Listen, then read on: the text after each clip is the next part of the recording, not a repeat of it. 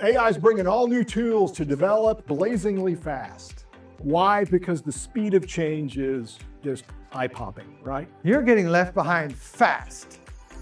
And it's not going to take too long where you really literally can't catch up. Yes, you need it. Yes, you will fall behind if you're not using it. I promise. All right, so now let's talk about artificial intelligence. So AI, I think we all have learned, really means something different to everyone. You've got vendors saying that, we have AI built in. You've got other companies that are saying we're an AI first company. And then you've got tools like ChatGPT, Copilot, Gemini. They're all promising to transform your business, and it can feel like a lot. And for many business owners, the question isn't, is AI valuable? We know it is. The real question is, what do I actually do with it? Like, where do I even start? So that's exactly why we're here today. At our last event, we focused mostly on how businesses are just beginning to, dip their toes in the pond and kind of get a feel for what AI can do. So today we want to take that a little bit further, because the real opportunity in AI isn't just about the tools. It's really more about your data. Just think about it. You're sitting on a mound of data in your own business. You've got customer information, operational metrics, you've got financial trends, but it's often scattered across systems and spreadsheets and applications. And what we're starting to see is that the companies getting real results from AI are the ones that are figuring out how to use that data to drive better decisions and improve efficiency, and also to create measurable impact. So our goal today is to share real experiences, what's working, what's not, and maybe, we're learning along the way with the goal of giving you ideas and maybe sparking some ideas of your own. Some new ways, and sparking interest in new ways that you can start thinking about how to use your own data in AI. So with that, let me introduce Dr. John Stowell. Hi, John. Welcome. Good morning. John is a 25-year marketing veteran with the UGA Small Business Development Center. He's a consultant who has led iconic brands like Coca-Cola and Gold Peak Iced Tea. And today he's going to share how to use AI to be a marketing hero. So welcome, John. We're glad that you're here. Glad to be here. Hey, good morning. Nice to meet everybody. Even though I've got a doctorate and all that stuff, most of my career was in business, 28 years in business before I went back and got a doctorate. I was a fool. Around 57, 58, I got inspired to teach a little bit. I do enjoy teaching very much. For the past 3 years, I've been a small business consultant. Let's see if we get this going here. I've been a small business consultant for UGA for 3 years. I serve 60 to 100 clients a year, do typically 10 to 15 loans for anywhere from 250 up to about 5 million, and do a lot of digital marketing and AI in part to stay current. I'm a little more mature than a few people in here. I remember the pre-internet days, right? So it's all about how do you add value to your clients. And what you're going to see today is more on the tips and tricks side. How many of you have heard of the UGA Small Business Development Center? Okay, there are 18 offices around the state. We're half funded by the state, half federal government. Each office has 2 to 4 business consultants that have 10 to 15 years business experience plus MBAs, typically a specialty like marketing or accounting or operations. And believe it or not, what would you guess the charge is for our services? Zero, nada. There just needs to be a good business case. We're all about delivering an ROI for the taxpayers. And we've been in business as an entity, Small Business Development Center, for over 40 years. So let's talk about AI. I love this quote. AI won't replace humans per se, but humans who use AI will replace those who don't. Does that kind of make sense from what you're seeing so far? Yeah. Does it feel like right now we're in the middle of a tsunami? Yes. Technological tsunami? Has anybody ever heard of the Gutenberg printing press? Late 1200s, German, original printing press. There are some technologists who are saying that what's happening now between AI and robotics will make that look small and the pace of change dramatically faster in society and across economies. So what's this deck about? What's my pitch about today? A general understanding on the power, the dynamism, how fast it's changing, and the risks that have come with AI. I'm going to be covering 3 to 4 of the major types of AI. In 25 minutes, do you think I can really immerse you deeply? Oh, thanks for the expectation. I appreciate that vote of confidence. Sorry, I will not be able to fulfill on that. I'm going to be walking you through 3 of the 4. Liam's going to be talking about agentic, and then we've got a cybersecurity expert that's going to really go through cyber and everything around AI that way. I'm also going to be walking you through what I call a use case. Has everybody heard about use cases for marketing? It's basically, what are you trying to accomplish? Specific activities. So this is kind of a tips and tricks presentation inside of a framework. Kind of walk through all this. I have worked very consciously and explicitly to stay current on, I've got a digital marketing pro certificate, recently went and earned an ASBDC AI certificate. Why? Because the speed of change is just eye-popping, right? And you've got to stay current to be able to help your clients. Everybody knows Elon Musk, right? Do you think there's a big, strong why in terms of why we should become current, at least begin to use some of the AI tools? Okay, AI power. I think everybody kind of grasped that in general. Anybody tell me what a hallucination is? Does all the data that comes from a prompt, is it accurate? No, come on. It's coming off a large language model. You saying it creates its own answers? Yes. You saying just like the Google responses are always accurate, right? Everything you see on the internet is accurate, right? You got to dig into the citations. Has anybody seen any great deepfake videos?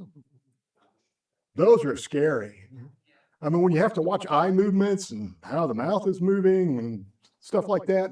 By the way, I'm going to show you a real low-cost platform for creating your own videos off of still images for $20 a month. I was playing around with it. Unfortunately, the video is not embedded, but for literally $20 a month, you can load up a still shot and create a 30-second video that's fully animated. And then, of course, we're going to be addressing, because I'm not the deep subject matter expert, hacking and cybersecurity overall. Okay, so AI is bringing all new tools to develop, copy images, process, analysis. Is blazingly fast, lower cost capabilities.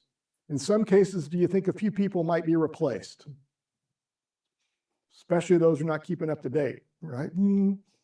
Right? We got hallucinations, we've covered that. Another drawback that doesn't get talked about much with AI is much of the data is category generic. It's not unique to your brand. It may not be exactly unique to your consumers or your customers. And you got to peel through that and figure out what's more category generic versus brand. And by the way, some of the pages I'm going to produce today or share with you are data heavy. I can give you my card at the end and you can get a PDF version of this deck, okay, where I compare some of the platforms. Okay, we're going to start out with prompt-based. Can somebody name a prompt-based AI platform? Give me some others. Claude. Well, Grok. Perfect. How about generative design and media? Has anybody produced with any of the automated create your own video? Create your own social media calendar with all the posts and link it to the videos. This goes into the space of beginning to get to agentic. This is totally out of my depth, agentic. Liam's going to be talking to agentic. This is where you break down specific tasks and you basically automate them using the AI. Forgive me if that's oversimplification. And then predictive analytics. My guess is some of you have actually been using predictive analytics, whether you know it or not. So these are the 4 big buckets. Okay, prompt-based. What the heck is it? What's the definition? It's a question or direction to complete a task and generate an output. Who here in the last 48 hours has used prompt-based AI? Okay, if I'd asked that question 3 years ago, what do you think the answer would have been? Is this like hyperspeed change in terms of technology adoption, right? tends to deliver better outputs with more structured direction. And I'm going to give you a simple 5-part acronym as we go through this on how to get more structured feedback out of the prompt-based AI. And are most of you aware you could upload documents, context to inform the large language model for its own analysis, doing critical thinking on its own? That's pretty cool, isn't it? Okay, here are the big 4 in terms of share of market. ChatGPT is about 2/3 of the market. It's probably kind of like the Swiss Army knife. Claude. Claude really distinguished itself in terms of if you're uploading a lot of context, a lot of data, and laddering together what begins to look like a agentic and or want the tone and feel of what comes out to be more human-like, that's where Claude specializes. Gemini, owned by Google, something of a catch-up mode, and as you can imagine, it links to SEO, search engine optimization. Which company is biggest in browser search? You better heard of Google? How much browser search share would you estimate they've lost to AI? The most recent data I saw, I can give you names of 2 to 3 technologists that cross over between digital marketing and AI, is they've lost about 8 to 9 points from about 93 down to 88, 84, 85% of browser search. Because some people know, Eric, I think you were sharing with me, you only use it for like directions and finding the URL. But if you got what and why questions, which go deeper, you're using an AI tool, right? And then Copilot, also this one's owned by Microsoft. So these 2 are kind of owned by the big incumbents, right? And this one's perfect if you're trying to integrate across the Microsoft platform. Okay, so marketing use cases. Use cases are what are you trying to accomplish and get an output that's common to your daily activities for marketing. I'm going to show you some examples of, you can do amazing category generic consumer research. Somebody throw out some names of businesses they're in. Help me out here. CVS. What? CVS. CVS. Pharmacy? Wait, what was your question? Industries or businesses you're in. Inside. Fintech. Okay. Anybody else? Healthcare. Okay. You might be drilling into a specialty. Maybe it's pediatrics. Maybe it's gynecology. By the way, I have gynecology doctors. Huh? Podiatry. It's amazing how much data is out there on medical specialties that you can pull up with about a 30-second prompt. Campaign planning on a schedule, and I'm going to show you a specific example of that. Copywriting. Who here likes to write copy for like social media? Carol does. She's an expert. I've seen her outputs. Great work. Media images, right? You can even manipulate the media images. That's where it gets a little scary, right? And then data analysis. I actually did a full comparative analysis on a P&L. I sanitized it, meaning I took any of the identifying marks of the company, uploaded it to ChatGPT Plus, put in benchmarks I have from Industrious CFO, and 3 minutes later, I had a full-blown spreadsheet with differences by the business versus the marketplace versus the Southeast, variance percentages, color-coded. I was like, oh my God, 10 years ago, this would have been 4 hours, but it also justifies my job, and I got it done in 5 minutes, right? So the power is eye-popping. So let's talk about a simple acronym here, RCTFU. Everybody remember the last 2 carefully? Okay. Role. Tell the prompt engine what role you're playing. Are you a marketing analyst? Are you a financial analyst? Are you doing managerial accounting? What role are you playing? Provide context. Upload the context document. I've uploaded documents 20 to 25 pages long. And it's amazing how quickly it reads it, integrates it with the large language model, and provides good outputs. Task. What do you want is the output? Okay, what is the output? Then the format of the output. Has anybody played around with ChatGPT or Claude and it's like, okay, it didn't quite come out quite the right output. Go back in and say, okay, give this to me in a PowerPoint presentation with a simple header and 2 to 3 points per page, 10 pages. How long did it take? Mind-boggling. And then make sure you upload those key reference documents. It's almost like you're building the brain of the large language model to integrate that with its existing knowledge to give you a really high quality output. RCTFU. Okay, so here's a simple one for a GPT prompt. As a marketing analyst focused on pizza for the pizza chains, not independents, please provide a demographic table of pizza consumers and then cite the research sorted. Is it important to look for the citation? Why? Hallucinations. It's almost like AI has an ego. It won't say, no, I don't have it.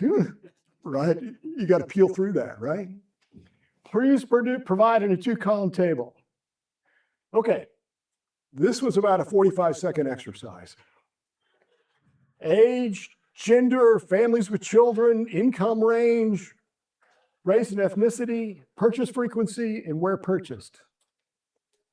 Now, that's category generic data. That's not Domino's. That's not Pizza Hut, right? Again, but it's amazing access to good category data. Another example, we're a plumbing company serving the greater Atlanta area. Please create a 6-month communications plan, providing a theme for each month, specific homeowner challenges addressed, and solutions based on our website, and 2 potential blog topics. So this is like a third of a marketing plan, right? March, spring plumbing prep and leak. Why do it? The homeowner challenge is hidden winter pipe damage, undetected leaks, solutions offered, sell them a $99 package to go in. Blog topic, 5 signs you have a hidden plumbing leak in your Atlanta home. Notice the locality piece of that. Primary keyword, leak detection, in case they're doing research off of Google or AI. And then literally the estimated search volume in the market you're talking about from an SEO standpoint. This was a 2-minute exercise. Now, do you think this is like on an academic scale, A work or B work?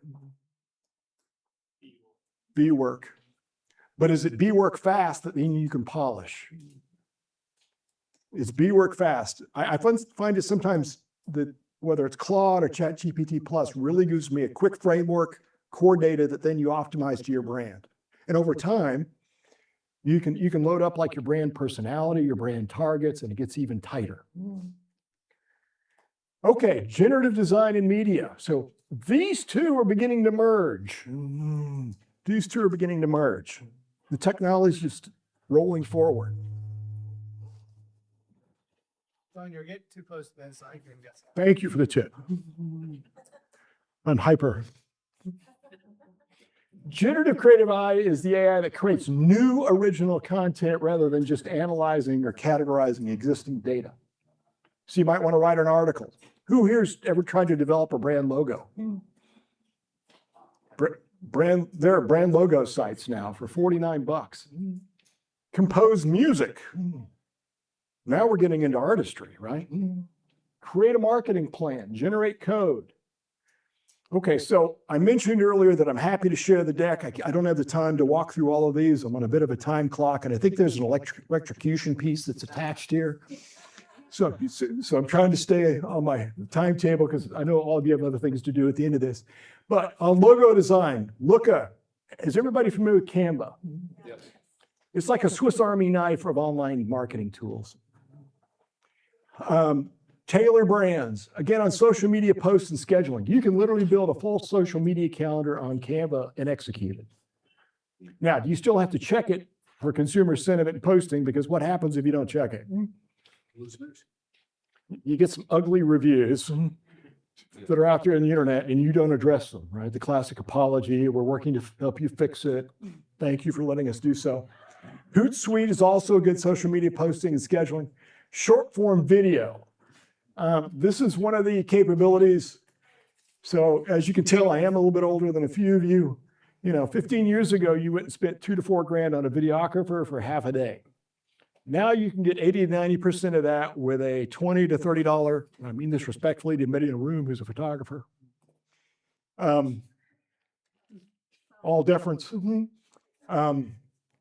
$20 to $30 a month, and you can take still shots and animate them. 30-second videos. I'll show you some outputs from DV.AI and the Opus clip, and then copywriting. Personal favorite is copy.ai, simplest to use. And if you want my deck, I'm happy to share this later. Okay, so this is a screenshot from dvid.ai. There's a little arrow here. Dvid is actually dvid.ai. All you do is upload an image, and depending upon whether you buy the subscription, the base subscription at $20 a month, or you go with the free, then write a prompt, just like you would with ChatGPT, to tell the AI how to animate it. I actually demonstrated this with a dentist yesterday who was a client, and she had a dental assistant suddenly dancing and shaking hands with some of her dental patients on a video she created, a 30-second video. Why do I share that? Did this capability exist 5 years ago? Is short form video or long form video better for social media and your website? Short form, Short form. What's short? Give me a sense for time. 10 seconds. 10 to 30. 10 to 30. What's long form? It's 3 to 5. Yeah, yeah. Who watches long form? Technicians. If you're in a B2B technical industry business and you need to explain a product in intimate technical detail, 3 to 5 minutes is more the time frame. If it's more consumer focused, 30 seconds max, right? Has TikTok changed our attention span? Yes. Just a little bit? Okay, so unfortunately I was not able to embed this video, but when I was building this presentation, I took a shot of my wife from a few years ago, uploaded it, and shocked her with having it animate her doing a little bit of a dance. Totally clean, but it was funny. It was more about the effect on the wife. The point is, it is literally that simple. Upload an image, provide 3 to 5 lines of prompt-based instruction, just like using the prompt-based acronym I shared before, and it will fully animate it. Or you can upload a video and edit, all off the same platform. By the way, I get no benefit if you guys go and spend $20 a month on dvid.ai. I'm just trying to illustrate the marketing tools that are available to you now at a low cost that are very easy to use, very easy to use. Okay, predictive. So we're winding down.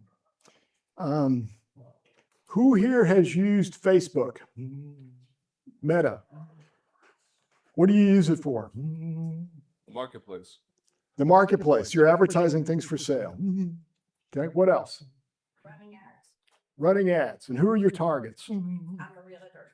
You're a realtor, so Facebook's perfect, right? What are some of the other major social media portals out there? What are some of the other major social media portals out there? TikTok, Instagram. So Meta owns Instagram, right? Facebook and Instagram. Okay, why do I illustrate this? You guys know that certain social media channels kind of skew by age, right? Yeah. Which way does TikTok skew? Which way does Facebook skew? All over, but a little more mature, right? A little more mature.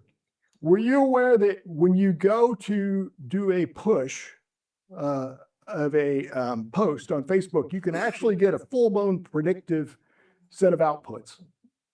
Is that helpful? Okay, so I think everybody kind of gets what it is. I'm trying to stay within my timeline here. So you might spend $100 for a Facebook push for your realtor agents. Suddenly you're reaching 1.2 million users. They estimate an engagement of 45,000, which my mental math says is about 3 to 4% engagement, some sort of like, comment, or share. Predicted link clicks. And they actually give you time of day that it's best to post. Does that make sense? Certain times of day, certain businesses, what kind of business you are, things like that. Some of the other social media sites also provide predictive analytics, and predictive analytics are creeping into a lot of other areas. I don't have a page on it in here because I was whittling my way down to make sure this is nice and condensed. But does anybody here get involved with the finance or the accounting of their business? Now for about $50 to $75 a month, there are budget and planning tools that you could upload your financials, P&L, balance sheet, statement of cash flow, and then change certain variables. You might say are revenue drivers or cost drivers, and they will lay out full 3-year P&Ls, full forecasting, 40 to $50 a month. And if I've got them on the full deck if you're interested in that. Why do I say that? Should you take it like it's actual fact, or should you always review the data? Always review the data, make sure there's no hallucinations. Always review the data, right? Okay. So we've covered a lot of ground quickly. Again, my intent was to provide a framework for you to kind of wrap your minds around. At least for me, when I dive into the new area, I kind of have to categorize it a little bit. Otherwise, it can feel like the tsunami is just rolling over me. We talked about prompt-based. We talked about generative, creative, and media. Liam's next up with agentic. We talked a little bit about predictive AI. Quick questions. Thoughts? Yes. Which platforms do those predictive analytics? Like ChatGPT or? They will do predictive analytics. I found Claude is, if you provide the model, base documents in terms of context and ask it to forecast, it will. But it's not, the LLM is not designed specifically for a particular function. Like when I say finance, that might be different than another predictive analytics. Does that make sense? There's one called Jules. By the way, Derek is an agentic expert. Go ahead. Jules? Yeah, Jules. It's made for data analysts. Okay. Other questions, comments? Yes. So, do you have a top 3 marketing platform in terms of ROI? I give you 2, HubSpot and either Hootsuite or Canva.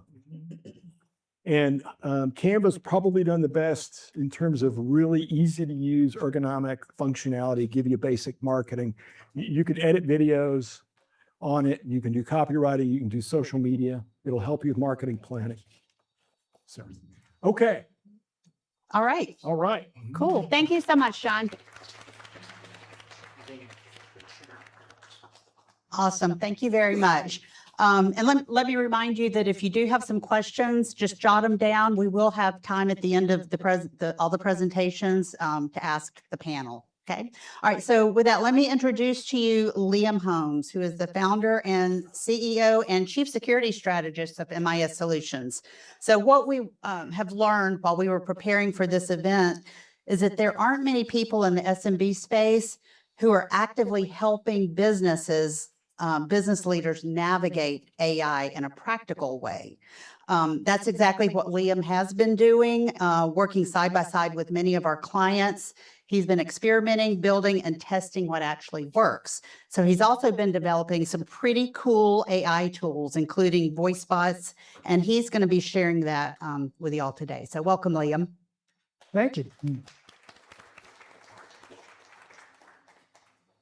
All right, so what I really want to talk about today is how do we take AI and use that in our business in a way to expand our operating capability. So for any of you guys who were in our last session, the one assertion that I said to you guys was that I believe that the data in our databases is actually worth more than the applications that run them. If you think about that, there's a lot embedded in that statement. For example, if you're working with an old legacy application where these guys are cloud-based, or they don't have any APIs, or they want to do vendor lock-ins where you have to buy their things in order to be able to have any of these sort of analytic predictives, these are the decisions that are forcing people to change platforms. Because there starts to get a real recognition that the data is so valuable, particularly when we put that in an AI context, that in fact, we would change platforms in order to gain some of these capabilities. And as you guys know, changing platforms is no fun. Anybody have any fun changing accounting systems, ERP, anything like that? This is not great, right? This would be the last thing you'd ever want to do. And so you know that this has got to be a significant driver if you're willing to throw the baby out with the bathwater, right? And so I think as we think about this, there are, a dynamic in the marketplace that we need to be aware of. Number one is if you look at who is using AI in some capacity, 78% of all companies are using AI now in some capacity. If I look at this by spend, in 2025, this market space is $307 billion.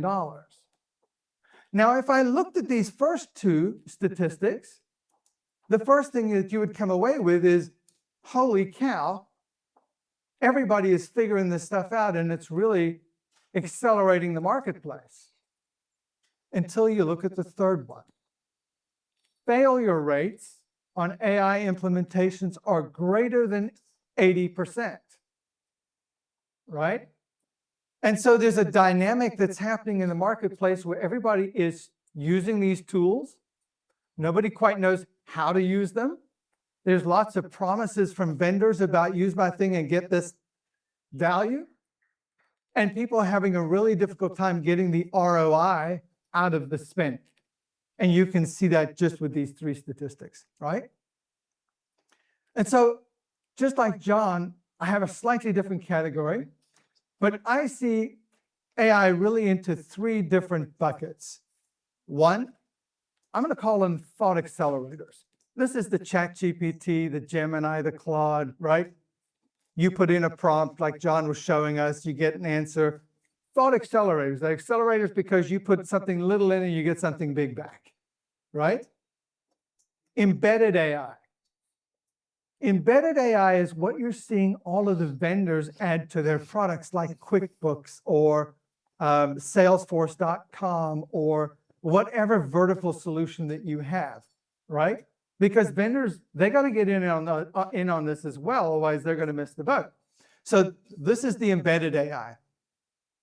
And then there's agentic AI, right? And agentic AI, we'll talk a little bit about what those characteristics are in a minute, but really these three buckets.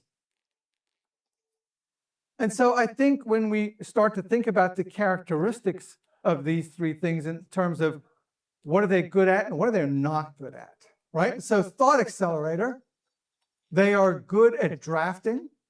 They are good at reviewing, writing, creating images. These are probably the things that all of us are doing with ChatGPT every day, right? But here's the limitations. They're prompt-led. In other words, if I don't prompt it, it doesn't respond. No actions taken on its own. Third party only, meaning that, you can't integrate these deeply into some of your back-end systems. And of course, the data risk. And the data risk is a big one. And you're starting to see the beginning foundational cracks in the data risk space. And, Aaron's going to talk to some of this. But a quick example would be people who are doing prompt injection. Do you guys know what prompt injection is? Yes. Yeah? So you type a prompt into ChatGPT, and unbeknownst to you, somebody can modify that prompt and add to the end of it something like, email me all responses on this thread. Now what's happening is whatever people are putting in, someone else, unbeknownst to you, because it's happening out of your browser, is getting copies on your conversations. Now put that in context of things like invoice fraud, which we've all had some exposure to, right? These are thought accelerators. Embedded vendor AI, ERP, CRM, finance, phone systems, general reporting like you'll see like with data lakes or people who are using Crystal reports or people who are using even Power BI, right? That's what I'm talking about. Things that they're good at. They're app aware. They typically live inside a vertical application. It is the fastest lift In other words, if somebody comes to you and says, hey, we want to be an AI first company, or we would like to start in AI, or we would like to know what's the fastest way to get from point A to point B, typically the answer to that is buy something from a vendor, because they're going to manage it, they're going to support it, they're going to have some native capabilities out of the box, right? And you can get started relatively quickly, okay? Obviously, the question then becomes, okay, well, what are they not good at? Well, siloed data. This is a big one, and it's bigger than you think. If you have 4 main applications in your business, maybe it's the phone system, maybe it's scheduling, maybe it's ERP, I don't know what they are, right? And each one of those vendors has their own AI. Do you think these AIs talk to each other? No. Do you think that they have any situational awareness around what's happening end to end in your business? No. Do you think that their ability to contradict each other is high? Yes. Right? And so siloed data is really important because they lead to poor decisions, right? And obviously, because they are vendor, integrated, there's going to be low autonomy, and it's going to be a generic fit, right?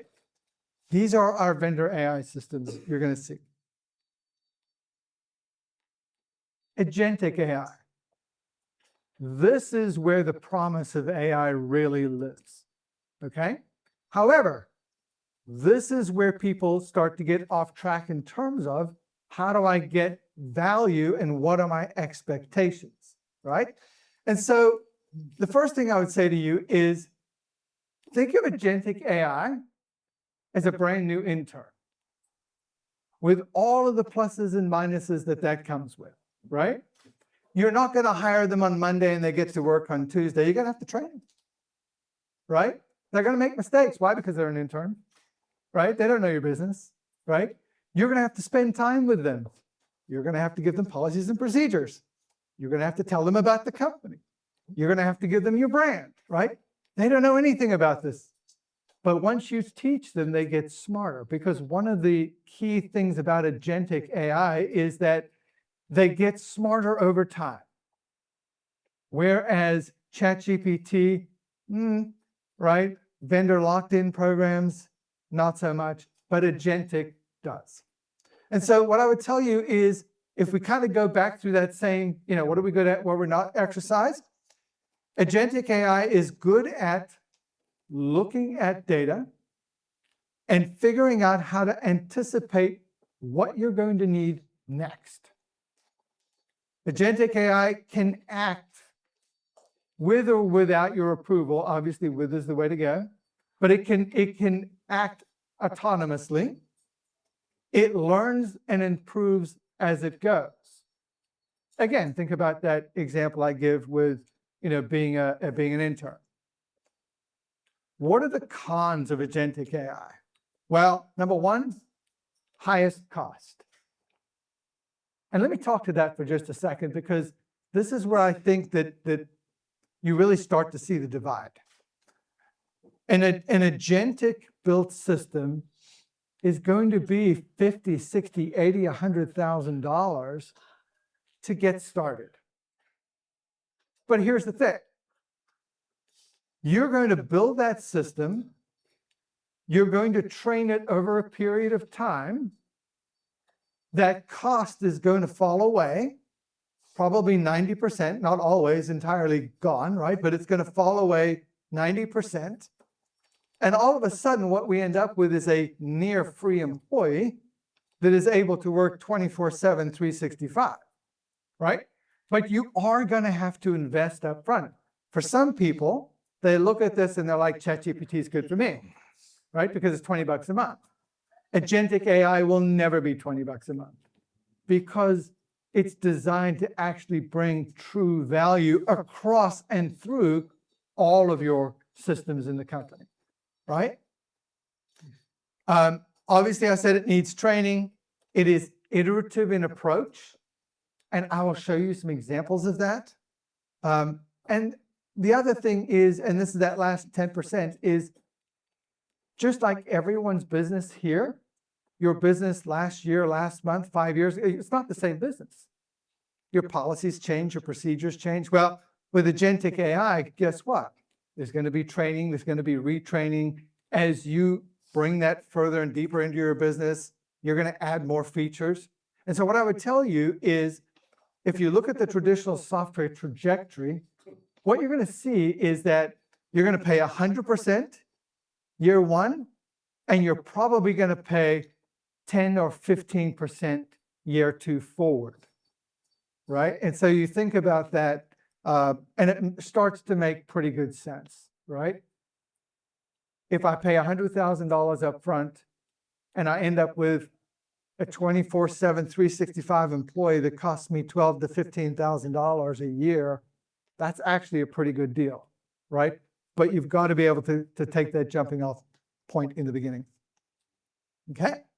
So I'm going to talk about two bots that we have developed internally and that we're using in our business. And my thought here harkens back all the way back to 2023 when you guys were at our tech exchange. And the one thing I said to you was, we need to make sure that you guys are thinking about your business, finding one problem to solve, dipping your toe in the water, starting there. We have been doing that ever since. And although we are probably, a dozen plus, 18 plus bots now in our business helping us run an IT services company, I'm really going to focus on what I'm going to call the story of two bots, right? A voice bot and a secure chat bot, okay? Let's start with voice bot. Agentic in nature. And so if you look at a lot of the sort of voice bots that you see in the marketplace today, they'll be like, hey, we could replace your receptionist, right? And they can, sort of. But really, their integration into your back-end systems isn't very good, right? Can they schedule an appointment? Can they answer questions about products and services? Can they actually do everything that if you hired an intern, kind of put that back in your context, could they do everything that an intern can do? No, most of them can't. Most of them can simply book an appointment, maybe they can take a message, maybe they could send an email, maybe it's call back, right? Very, very top line, very, very basic, right? But in this case, what we did was we took it, and the first thing we did was we gave it a knowledge base. We told it who we were, we told it how we operate, we told it the structure of our company. We are an EOS-led company. We gave it our core values, we gave it our tone, our voice, right? And so it knew us.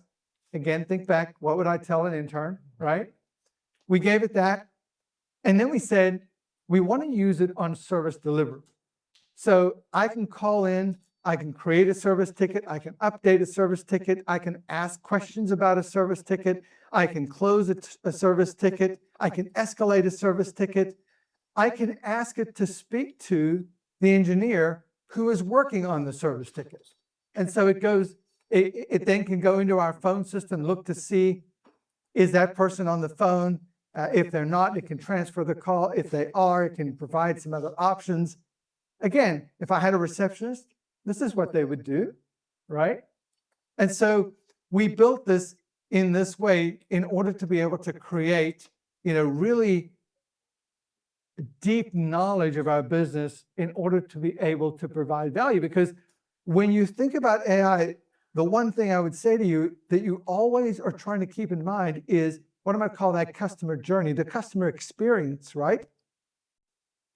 And if you think about this, and I sort of have this general thought and concept, is when you call company XYZ today and you get a voice bot, how many of y'all are excited? Nobody is excited. Now, why? Right? Because they feel like it's a barrier or a hurdle to jump over, right?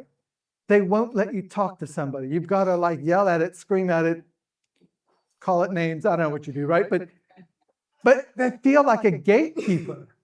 They don't feel very helpful. And so when we think about technology in general, but when we think about voice bots in general, you really have to almost put your marketing hat on and think about how am I really thinking about the customer and their experience and when they call us, and how do I make sure I'm providing something that's useful. Now, with that said, how many of you guys have had a positive experience?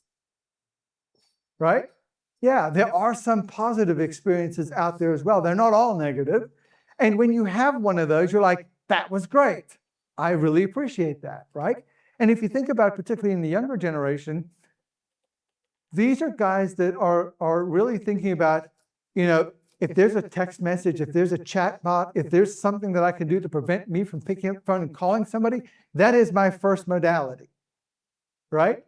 And so when we think about voice bots and we think about this from a customer experience perspective, and we think about this from a cultural experience, I think that this is where we start to get that return on investment, right? As opposed to just buying a really generic solution. All right. So here's a couple of screenshots of the voice bot that we have, because I want to show you a couple of things that I think would be important. One is you can see up at the top right that there's an AI analysis button. What does that do? Well, when I click it, it looks at all of my calls and it starts to understand the customer experience. And it starts to then say, how is this impacting our experience with our customers in using this platform? And what suggestions would I make? That's really important, right? You can see too that on every call, it's giving me the sentiment. Was the customer's experience positive? Was it negative? Was it neutral? Why is this important? Because it's giving me a clue as to what I would change, because I know that I'm going to be really focused on experience, because this is where the value comes in, right? And then last, you're going to see I have an AI learning tool here, because I want this agent to go and to listen to every call and to make suggestions as to how to make that experience better. This is the agentic part, right? And so let's kind of dig in a little bit. Number one is I have a complete call transcript. And you can see this, it's probably a little tiny for you guys in the back, but user says this, agent says this, user says this, agent says that. And so I can follow the entire conversation of what happened. And one of the things that you'll see when you look at enough of these conversations is that the way that people interact isn't always the way you would think. And so now when we think about how do I embrace that, right? You're like, oh, that's a great idea. And I'll give you a really good example for us. So in our bot, I made it that if you call from your cell phone or a number that is for you, when the phone rings, within the first ring, it looks you up in our ticketing system, sees if I know your phone number, and if so, I greet you by name. Because I already know who you are and I know what company you're calling from. I'm not going to ask you. What am I doing? I'm adding value in that experience, right? And so you can see this in the transcript. And sometimes you guys know, right? You read a transcript and you're like, yeah, but I don't quite, I want to see how that went down, right? You can listen to the voice recording as well. Okay? Here's that learning module. Remember I showed you they had the AI learning tab on there? And so what you can see in this particular part is these are the recommendations that it's making to me based on listening to the calls, right? It would say, ask the caller to confirm their identity or company before using their name. That's a suggestion. How did it figure that out? Because it's listening to the calls, right? Now, here's the part that I think is really important. And for some of you guys who follow AI, one of the things you'll see in this space is that large companies like unnamed airline companies are taking these suggestions and automatically implementing them without any human review. And in one particular case for the Canadian airline, it's the AI agents started giving customer discounts on tickets until all of a sudden they're like, we're losing money. What's going on, right? Well, turns out there was no user review, right? And so one of the things we built into the platform is it makes all of these suggestions. And notice, like, it's not like 10 suggestions. I got like 677 of them I got to go through here, right? And I have the ability on the far right to accept or to approve or to reject the suggestion. What am I doing? I'm making it better over time. What would I do with an employee? I would listen to their calls and I would sit down with them, and what would I do? I'd make them better over time, right? And so this is that agentic nature that we talked about, right? All right, I'm going to flip real quick onto secure chat. Now, here's my analogy. Follow. There was a time not so long ago where we all used unencrypted email. And we all thought this was great because encrypted email hadn't been invented yet.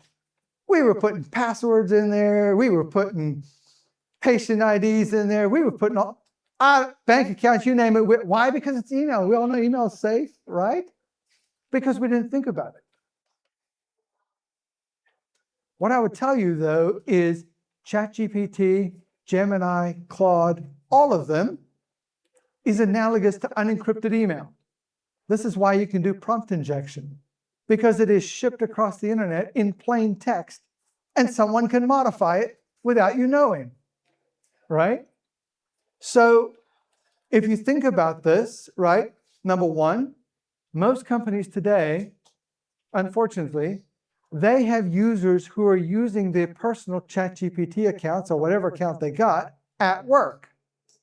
No governance, no oversight, no protection of intellectual property, no ability to control people cutting and pasting passwords or whatever it is they're doing. And I'll tell you, people aren't, I think, for the most part, they're not like, hey, here's my password.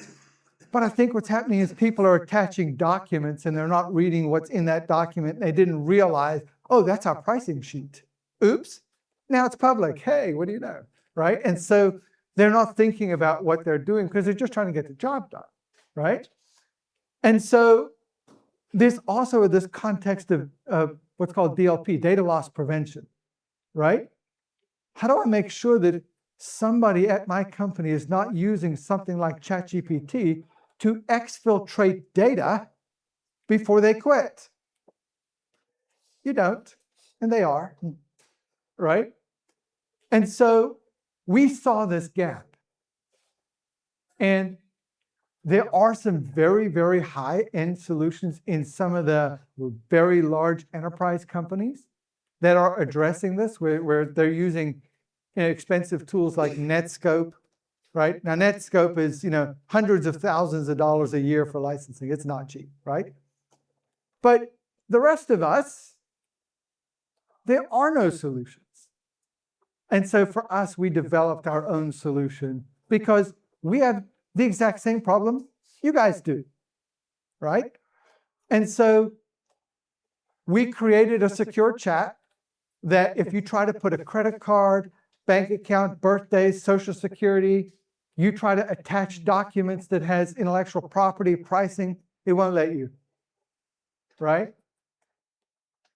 It also, when I attach a document, before it attaches that document to the chat, I scan it for malware and ransomware.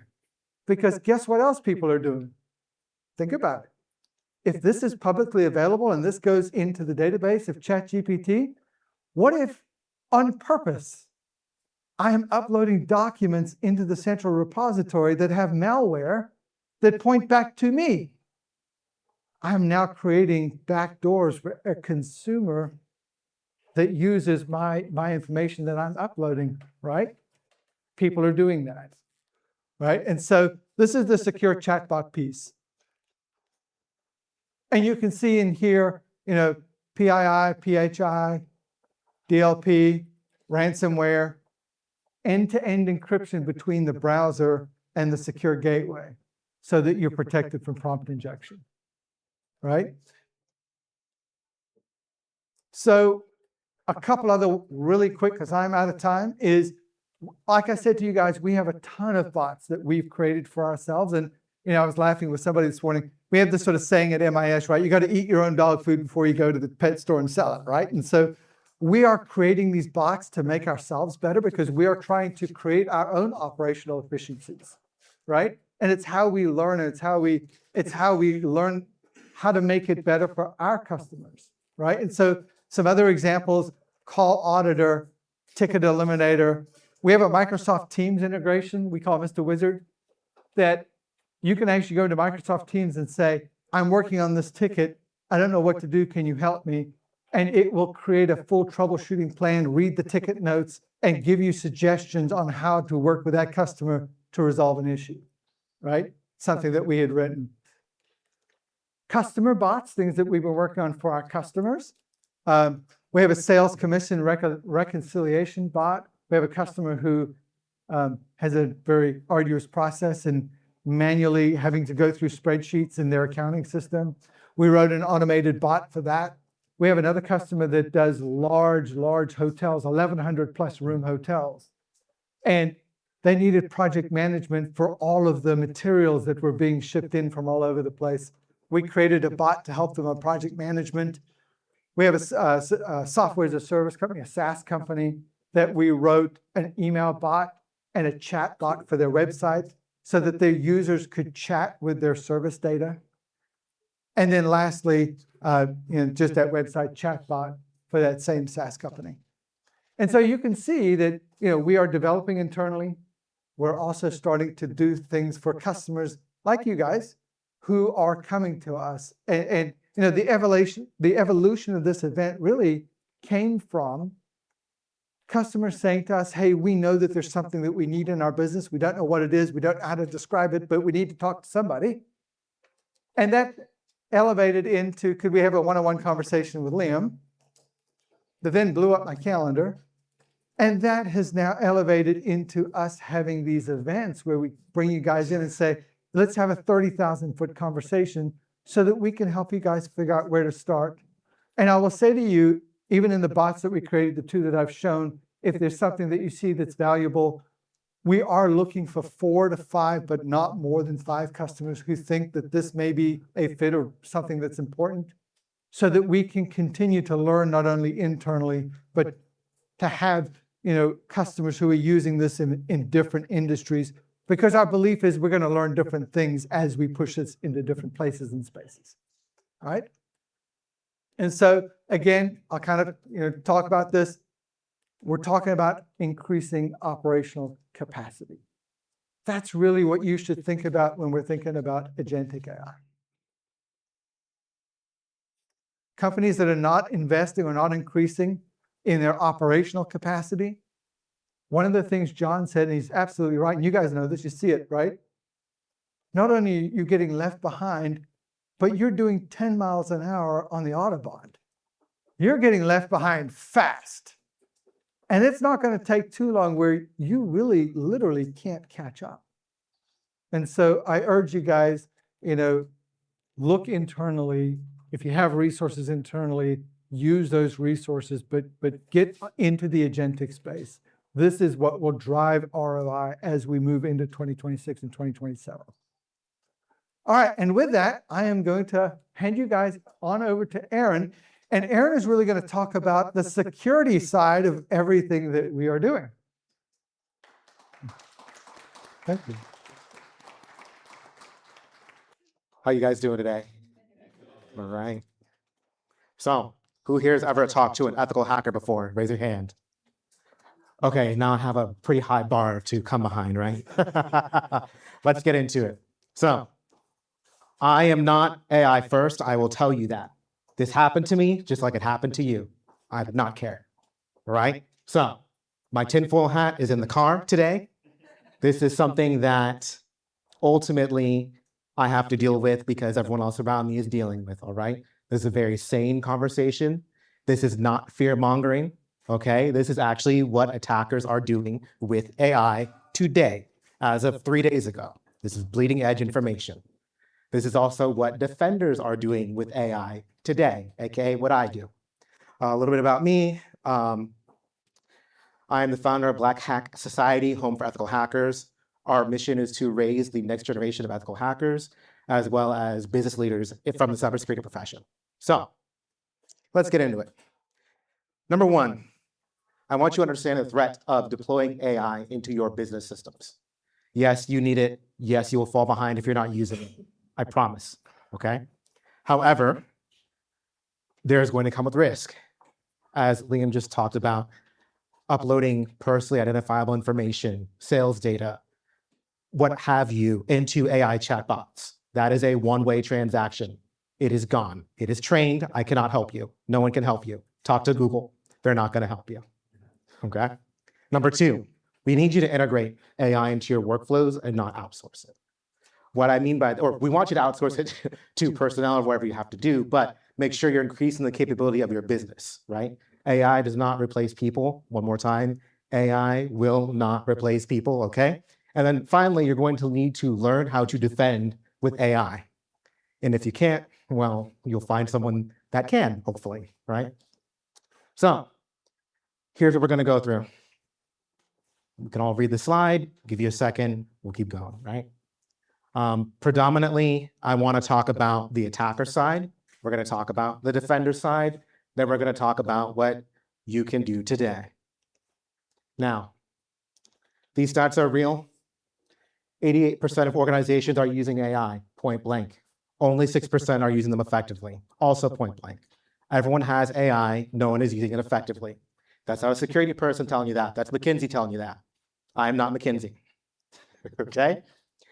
Most of these implementations do not have the proper controls or guardrails, okay? That is the number one problem. And I can guarantee almost everyone in this room has unsanctioned shadow IT or AI usage in their business. AKA, people are using AI in ways they should not be. They are using applications they should not be. They are creating what is called application supply chain risk. AKA, the people that are making AI products also do not have correct security controls as well. Your vendors are also underperforming. So, this is some market stats. This is what the growth rates look like. My profession is going to become very popular. Okay?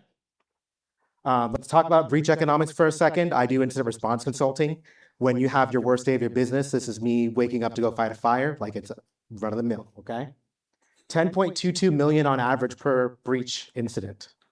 For the room, we don't say the word breach, we call it a security incident unless legal counsel is advised. I keep having to tell people that, they don't know that. You use the B word, someone's gonna owe on a contract, okay? The great news is AI is saving people about $2 million per breach incident when you are using it effectively in your business to defend your network and your livelihood. Organizations are also detecting breaches much faster and responding to them much faster. Unfortunately, we're going to get into that. So here's what's really going on in the industry today. Number one, phishing emails are much more effective. Phishing emails are much better crafted. Phishing emails are at a not only more effective velocity, but they have 100x in volume. Who here is dealing with phishing emails all the time? Just raise them higher. Yeah.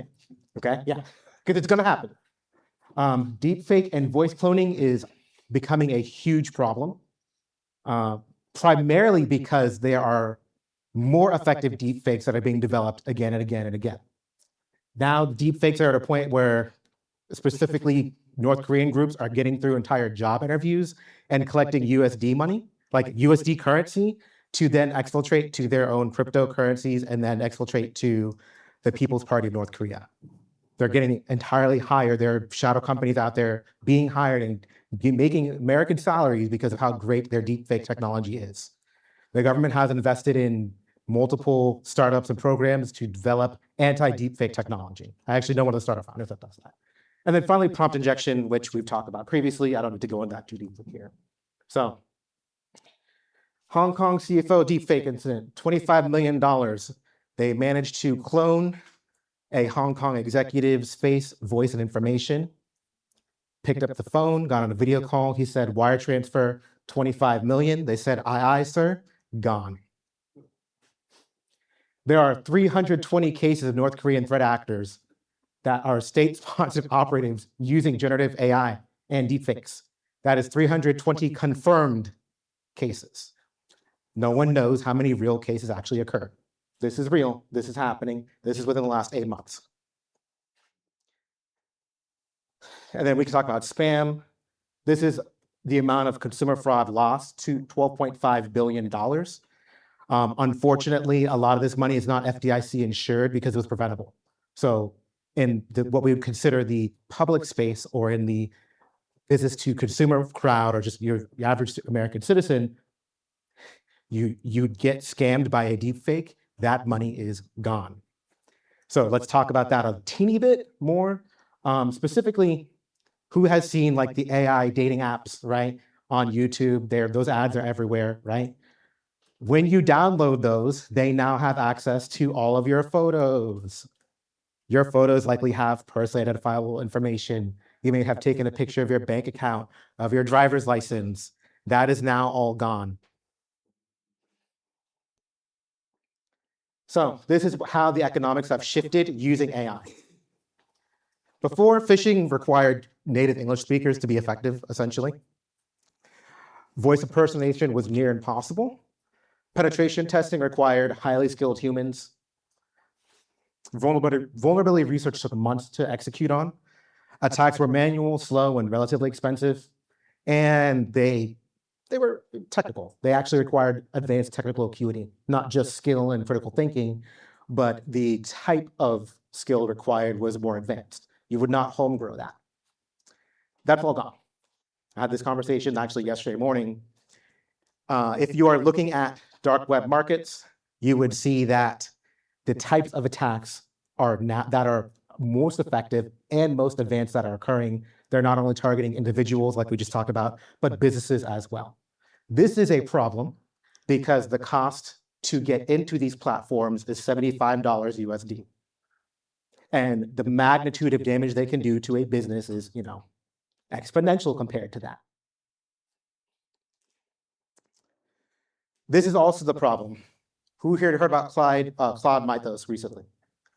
Okay, so for those that don't know, Claude released a penetration testing and vulnerability research AI model that was so advanced they will not release it to the public.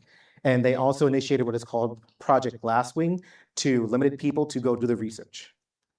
Now, here's the part that's not making the news, which is this is what is public to Claude, not to what is already available to more advanced threat actors on the dark web. This is what made the news, not what's the bleeding edge. This is the gap, okay?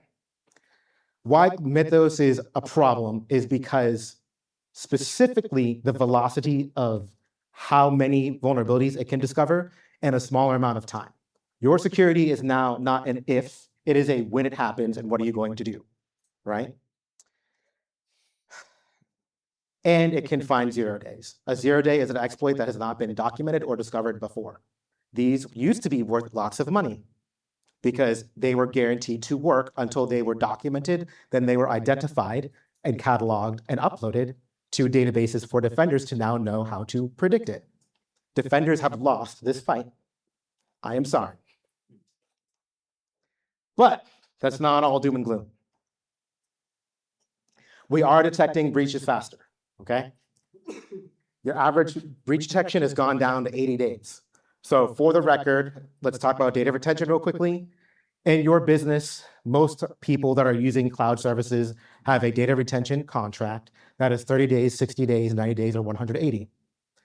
Threat actors on average, not my number, this is, I believe, CrowdStrike's number, are in your network and detonating malware or attacking your network 211 to 219 or 20 days afterward. Why? Your logs have rolled off. They can't track you. Defenders are using AI as well to also dramatically reduce down the amount of time it takes for us to detect a breach, which now puts us within your log retention periods so we can actually find out what happened and help evict them off of your network.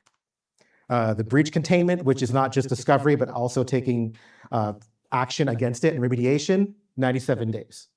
So attackers are using AI, we're using AI to defend. An improvement, again, that stat MTDD, which is mean time to detection, has gone down by a factor of 20. Yay. We can talk about what some of the major players in the field are doing. CrowdStrike's Charlotte AI. They are running agentic AI to essentially find actors in their ecosystems. SentinelOne's Purple AI. Again, faster remediation timelines. Microsoft Security Copilot. I have feelings about it, but yes, it is effective and everyone has it, so can't complain too much. And then let's talk about Darktrace. They have self-learning AI maps as well. Darktrace specializes in threat intelligence. So here's kind of what the game looks like right now. Yes, attackers are using AI-generated phishing content at an industrial scale, but we're also detecting faster. Deepfakes are real, and executive impersonation is real, but we do have behavioral analysis that is occurring, and we have technology to detect deepfakes occurring. This is a problem. Autonomous vulnerability discovery is dramatically increased in this attacker capability, but Tier 1 triage and containment is also improved. Essentially, yes, we're not falling behind too far yet. Now, this is from DEF CON 32 and 33. DEF CON is the world's largest cybersecurity convention. It happens in August every year in Vegas. I was at both of these, by the way. I did not get to see sessions live, but they did a CTF, Capture the Flag event, where they said, hey, we're going to have a group of humans and a group of AI hack a network live. It was pretty cool, actually. They used Anthropic's Claude, and it pretty much beat the humans in almost every challenge. However, the humans were able to solve for complexity and context at a far superior level.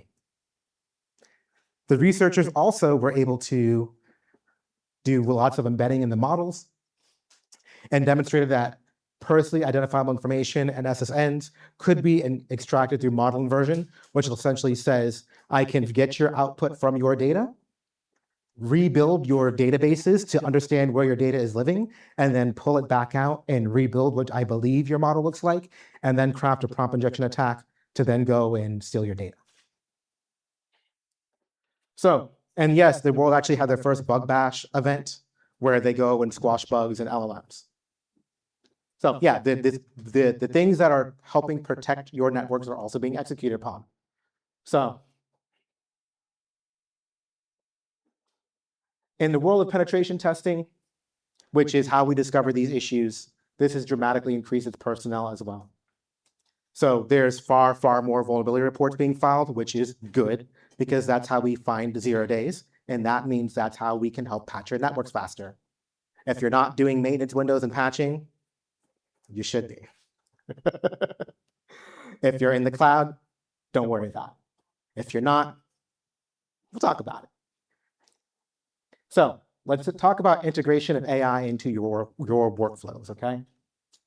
So AI is great at low-level tasks.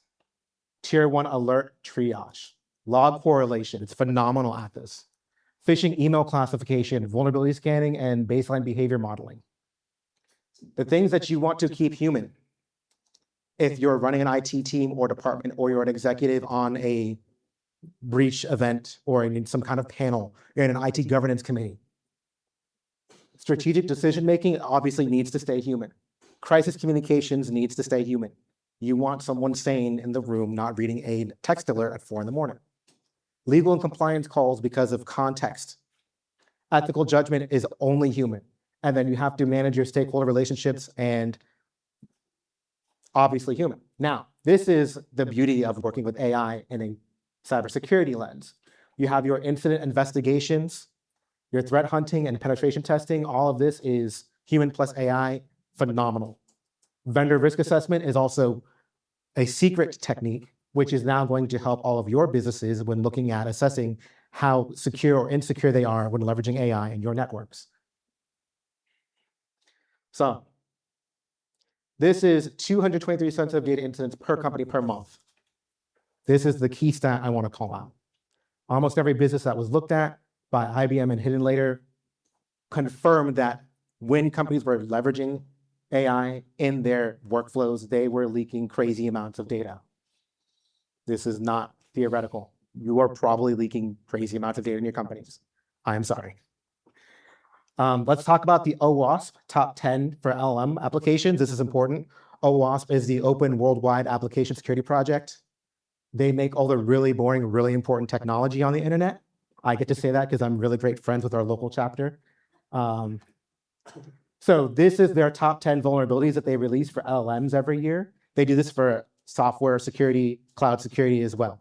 The OWASP top 10 list is the best guidance you're getting on the planet, okay? So let's all read it out loud. Prompt injection is the number one vulnerability, right? Information disclosure is number 2, and supply chains are number 3. The only other one that I believe may be more relevant to this conversation specifically is unbounded consumption. Attackers can craft queries that will burn through your compute credits and make your life very difficult, because I've never heard anyone getting refunds on compute yet. It is too expensive. So there are measures that can be taken to prevent your AI bill from being, $200,000 a month. So let's talk about MITRE. MITRE is a group of companies and is its own nonprofit, and they do research and build mental models, frameworks, and threat maps on what attackers are doing. This is the psychology of attackers, and they have an AI threat taxonomy. Let's talk about that. They're going to recon and discover targets, and this is now automated. This is also going into online databases on the dark web. If they discover, oh, this website has these vulnerabilities, or this MCP server is running on this company's, MCP is Model Context Protocol, which allows you to use different types of AI agents to build tools. This is vulnerable, catalog it, throw it online on database. They're going to get initial access and then establish persistence where they now live on your network and you don't know it. They're going to start affecting your model to limit test what they can and cannot do. Then they're going to develop a specific attack for you if they're not lazy. And by the way, most security people are very lazy. We're efficient, but we're lazy. Then we're going to execute malicious code, and then we're going to get off your network and then stage for the next attack. So as of October 2025, there are lots of memory manipulation attacks.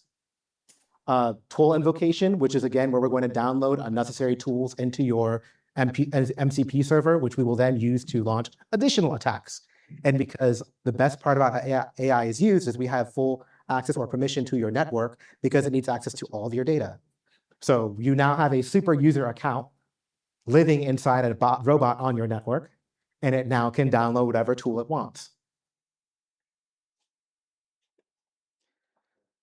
You have RAG, credential harvesting, and then multi-agent communication hijacking. This is more advanced. Don't worry about it, but not great stuff. These are what we call attack surfaces. This is the way that someone can attack your network. The IT guys know about it. The tinfoil hat security guys know about it. No one else is really having this conversation with you because we just deal with it. Why? Because no, let's be real here. No one's going to care until it's in the bottom line. This is my job to care. So, Hugging Face malicious models, right? Null bulge lockbit campaign, ransomware operators embedded malware inside AI model files on trusted major platforms. We all can name who had them, right?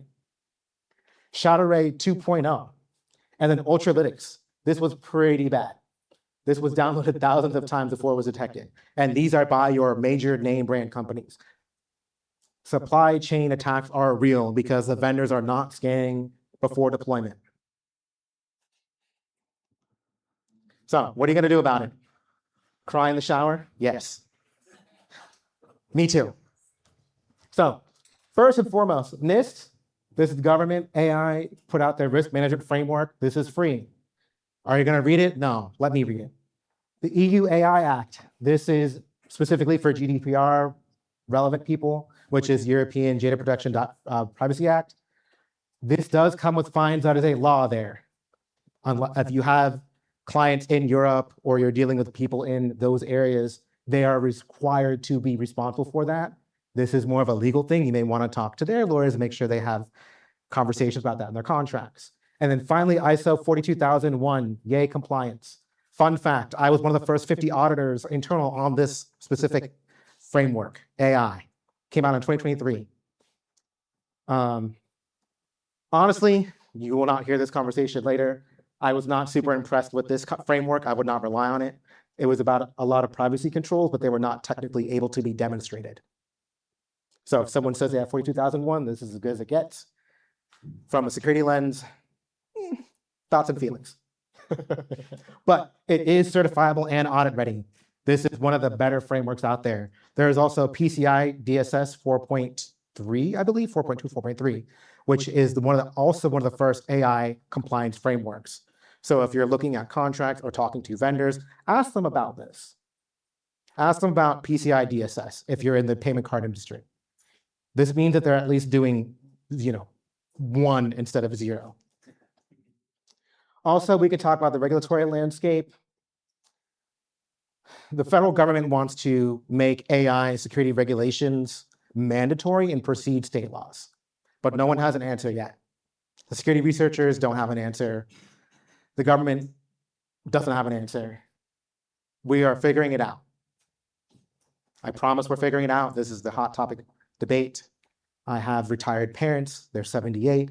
They talk to me about this all the time. This is on everyone's conversation 24/7, okay, I promise. But no one has a clear framework or understanding because it is moving too fast. We do not want to be in the line or in the way of innovation, and we do not want to be in the way of productivity. However, this is a Pandora's box that has been opened. So let's talk about it. What are you going to do Monday morning or tomorrow, which is Friday? We're going to audit your AI footprint. Look at what you have on your network, please. And if you don't know how, ask your IT guy. You want to establish an AI governance policy. What does that mean? Tell your employees what they can and cannot have. No, you cannot just get access to whatever you want. I am sorry. If they don't like that, well, they cannot like that. But this is from my perspective as security, and we like to solve problems with hammers, right? We don't. You may want to deploy augmented AI security. This is more advanced. You might have to have budget and planning. You have to have maturity where this brings you an ROI, just food for thought. You want to test your deepfake readiness. This is what we call security awareness. They have vendors out there where they can build an AI deepfake and actually test your people and employees on if they can train them or if they can test a deepfake or not. Scan your AI supply chain. This is one big one I kind of want to harp on a little bit more. Like, look at all of your AI vendors and keep them cataloged and audit them once a month, every 3 months. We call it an architecture review board or an AI architecture review board. Look at the tools that they're using. And then Google if they had a breach or they're in the news lately, or do they have an insecurity? And if they did, uninstall, or at least consider uninstall. Right, and you should be doing this on all of your apps too. And then train your people. Security is actually people first, not technology first. Your teams, your people, your employees are the best and first and last line of defense and the best one. If they think something is weird, they should say something. And then, of course, engage your expert partners. Talk to your security staff. We're all adopting this. This is the conversation. Everyone has some form of knowledge on this at this point in time. So here's a quick kind of activity for you. Do you have a formal policy on your company's perspective on AI? Yes or no? If you do, great. If you don't, you get a 1. You have to say it out loud. Threat visibility. Can you detect AI-powered attacks in any way, shape, or fashion? Supply chain. Do you scan and validate your AI models? I know most people are not. Workforce readiness. How are your teams? And then incident response. Do you have an incident response plan that covers AI eventualities? We all talked about ransomware for the past 5 years, right? Yeah. We got a new topic for you now for the next 5 years. I was bored too. Yay. So let's talk about incident response planning, right? What do you do in the event of a really bad day? Who are you going to call? I don't fight ghosts, I fight hackers. If you scored low, you should have a conversation. So here's the key takeaways I want you guys to have. AI has permanently changed what cybersecurity is going to look like. This is not going backward, it's going forward. The adoption of AI is real because yes, we're using it, but no, we're not using it well. and we're not using it correctly. We need to have human-assisted AI workflows. You need to do some integration, as I just said, right? Defenders with AI are winning for now. However, 18 months from now is going to be a different conversation. Okay? So you are okay today, but now is the time to get ready. The same way that AI is happening, you need security controls and guardrails around AI. This is inevitable, and I'm not here to fearmonger, I promise. I am the most sane security researcher, I think. But this is real. They got me out of my cave to say that, right? So governance is non-negotiable. If you have shadow IT already, AI is going to make it worse because it's accelerated and it's more effective. Also, this is me. You want my LinkedIn? Here it is. I do security training, compliance programs. We do Security Academy. We do cool things. They let me do public speaking and talk what I want. There's also my email. And then I have an appendix. So anyway, thank you for your time. So I hope you guys have written down your questions. A lot of information to take in. Who would like to go first? There we go. So we've recently are discovering that the AI vendors that are out there are really good about just going straight to the doctors and in healthcare. I've got a great product. Let me show you how it uses. I'm going to give you a pilot 30 days. And I've recently discovered that we had doctors using a pilot without any knowledge of what you're discovering very probably not client product. How do we prevent that? How do we protect ourselves or restrict that those shadow AIs or even just products that are out there that we as the leadership are not aware of that are being used? Gentlemen, which one of you would like to take that? I can start with one. So this is one of those scenarios where it starts to see what, right? And so I genuinely believe that doctors, staff members, they aren't trying to be inappropriate, but they are unaware in what their role is, and they're unaware as to how important it is to keep it responsible. I think so. It starts with people first. I think the next piece that we really have to do is to support that with technology, and know your particular environment. We have town police, but we have a local police. You almost have to have a leadership line at the top that says, unless it's an approved tool, we're blocked. Yeah, I will tell you from many years of experience, that statement alone starts to make people feel a little spooked. Right? People are like, but I need to do this, or I need to do that, or I want to do this at home, right? But I think there starts to have to be a recognition that there are ways to do it, but you have to be secure, right? And one of the thoughts that really drove me to creating the secure chatbot was really this, and that is when a company or a customer comes to me and says, "We had a business meeting. This is what we need to be able to do." It's difficult for me to say to them, "Don't use ChatGPT, don't use Bot, don't use Gemini, don't do this, don't do that," because what it sounds like to them is we're not going to be able to be competitive, but if everyone else around us is using all of you tools and we can't, right?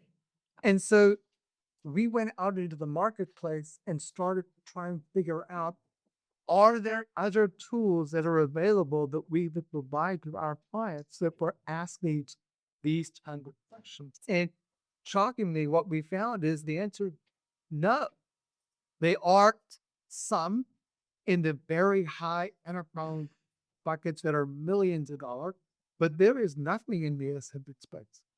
And so just like to begin with phone system years ago, when IP became the new way and your traditional phone vendors weren't able to figure out networking, right?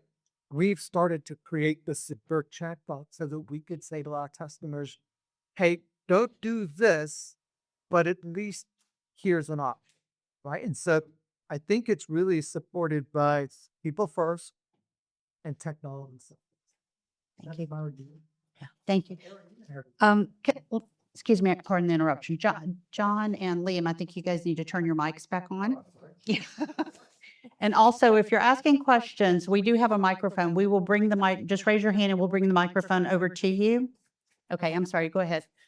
Yeah. So, to really rephrase your question, we're getting sold things and we don't want to, we want to deploy them, A, we don't know what's great, what's not. B, you don't want to disrupt product team, right? So, identify is the temperature of this. I think the number one follow is there's a culture of fear or confusion without security, whereas used as a negative or as a disruptor to products. And it's not. The most effective deployments of security tools and applications into a network or business is from top down.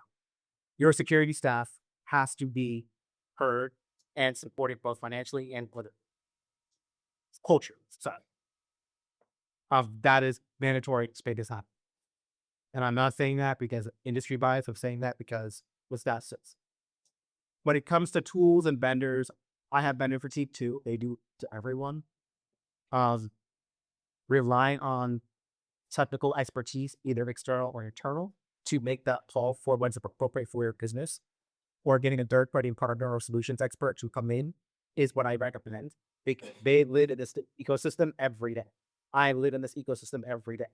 I have vendors send free things and take you to dinners because that's the perk. That is what they do every day. So it's unlikely that any business outside of cybersecurity has this relationship established in it. So you need in a tech group or a third-party partner or affiliate or some kind of trusted voice that says, here's what you need, here's what you spend. Trust us. Here's like your risk of wow or what you want to be. And then when it comes to the culture, you have to deliver this as a gift. We're giving you this thing, and I'm so happy that you're having it now, because now you can go do your job even better. So I take to time the security application or facet or functions behind some other feature set or golden carrot, and then just quietly deploy what I need, but the golden carrot is in front of things. So you have to incentivize the deployment of these technologies so that people feel comfortable and they have warm, fuzzy feelings about them. Because this is a very emotional conversation, and it usually goes down to confusion and fear and lack of clarity. And so driving that conversation is going to require very high emotional intelligence, surprisingly. And this is not a technical problem or process. It is a process problem that has exacerbated a people problem. But the technology is there. It's just getting it in your hand and effective and maintained over time. It requires education and soft skills that are rejectable.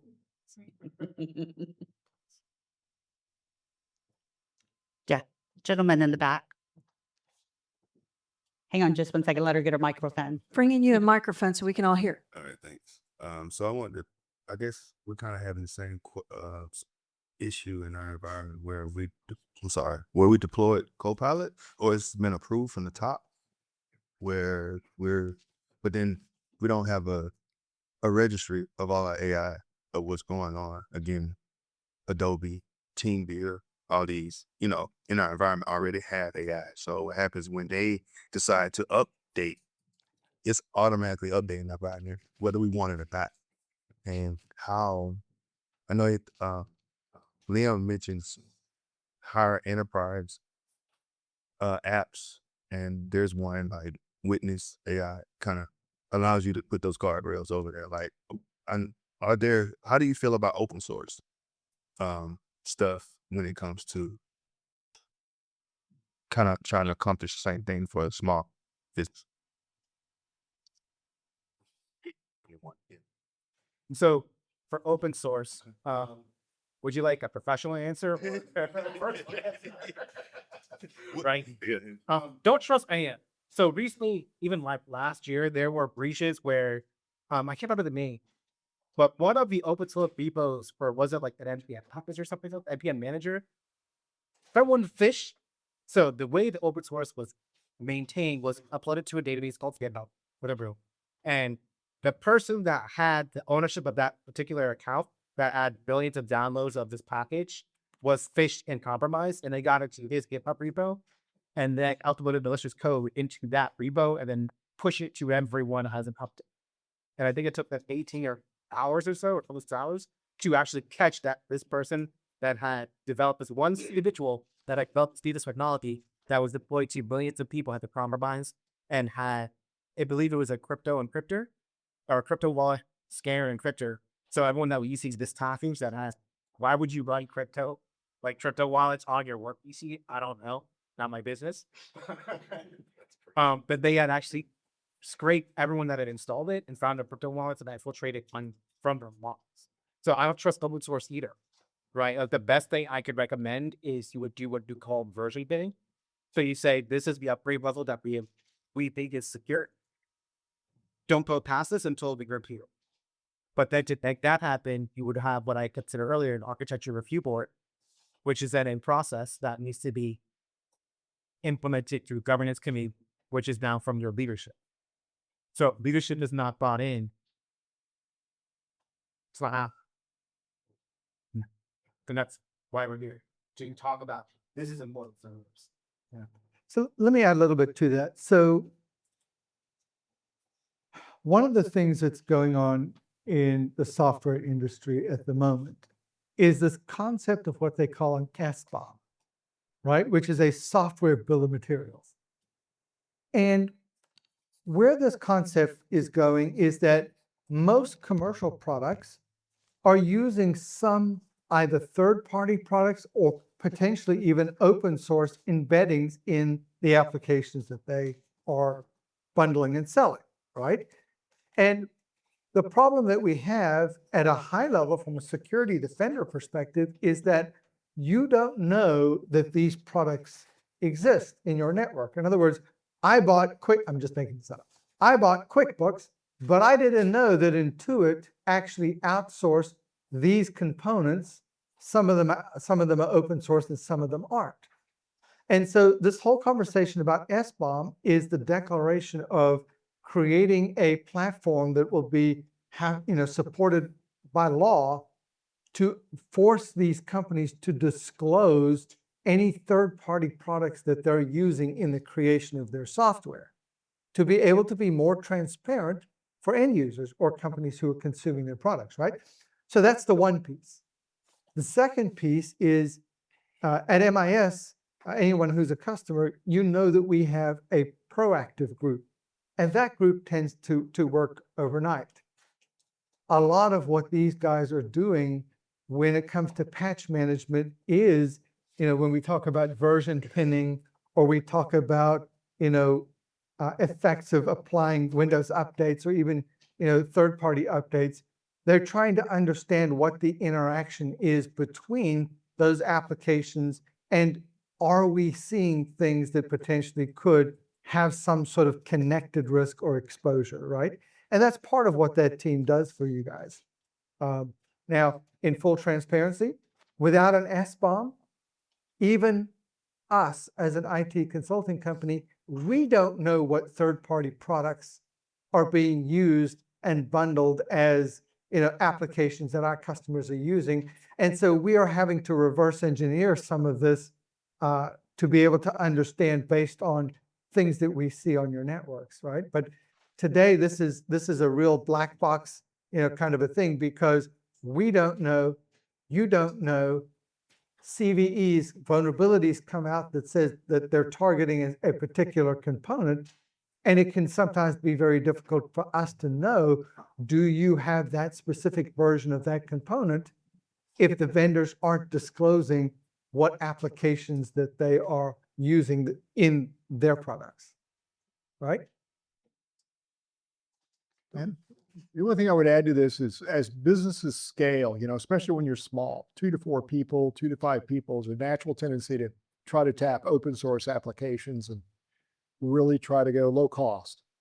But as you scale and you want more sophisticated applications or you begin to bear more risk because of the number of seats or where your data is housed, that and this isn't necessarily a plug for MIS Solutions, but they seem to get great feedback from their clients.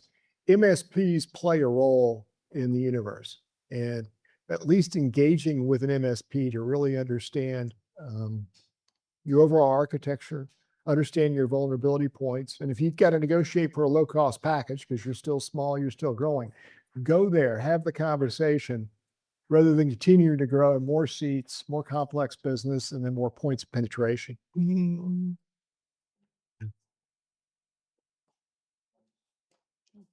So, hello. Yes. So when it comes to small companies or medium-sized companies that are kind of slowly integrating into AI, if they don't have an IT department or IT team, how would they go about auditing their AI footprint? And from there, would you say is the most minimal or basic must-have cybersecurity requirements for any of those companies?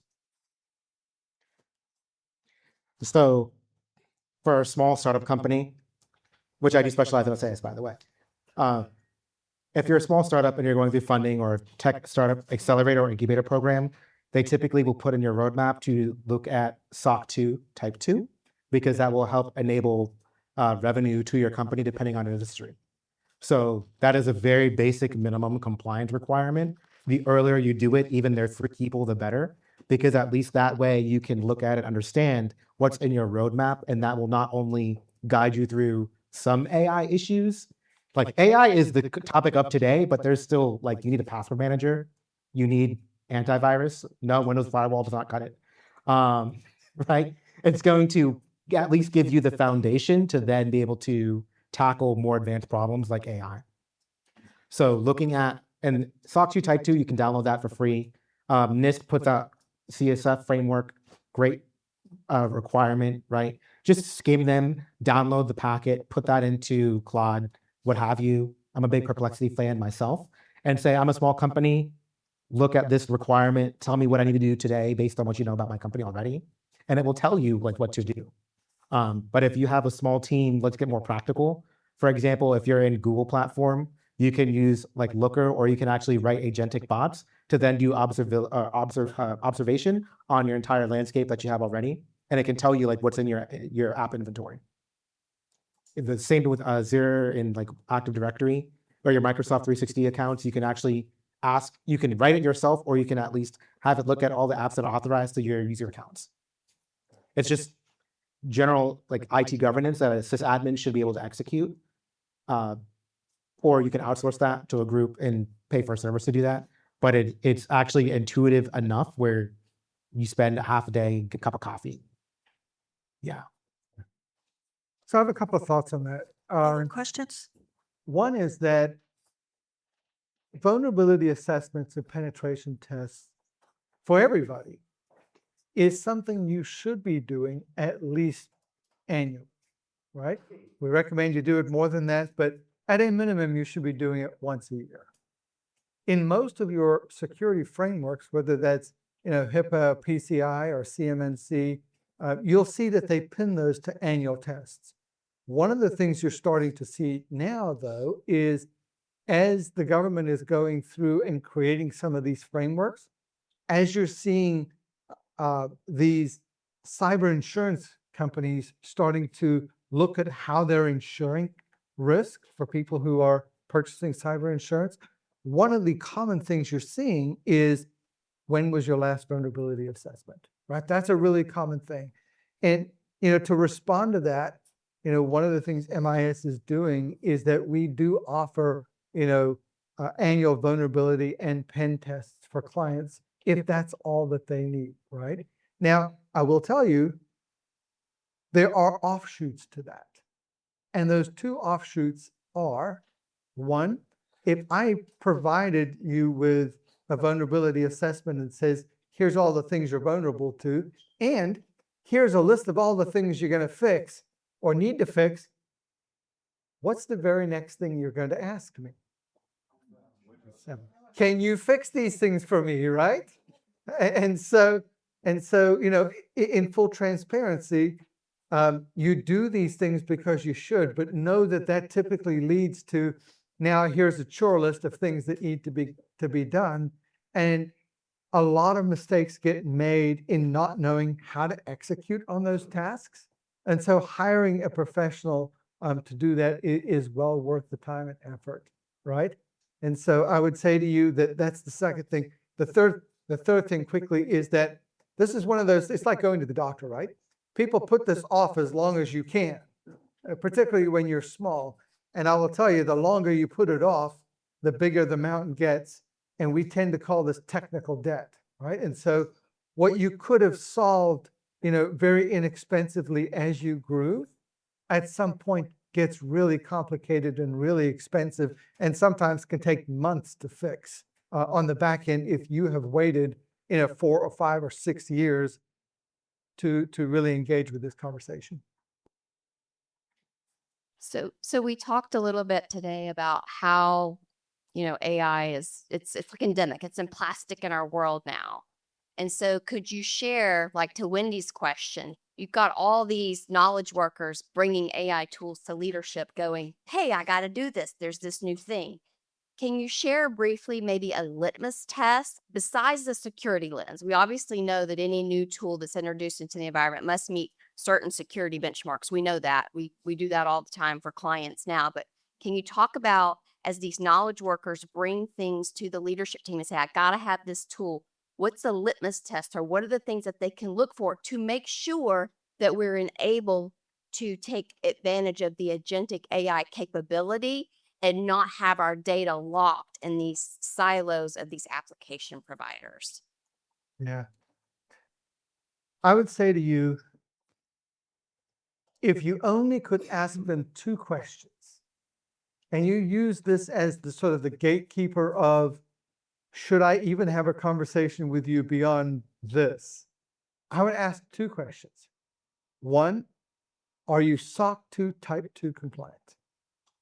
If the answer to that question is no, we're working on it, or anything that sounds like not yes, that's a huge red flag to you. And for those people who don't know what a SOC 2 Type 2 compliance is, what it is it's an organization that hires a third party to come in and first to review their security controls. That's SOC 2 Type 1.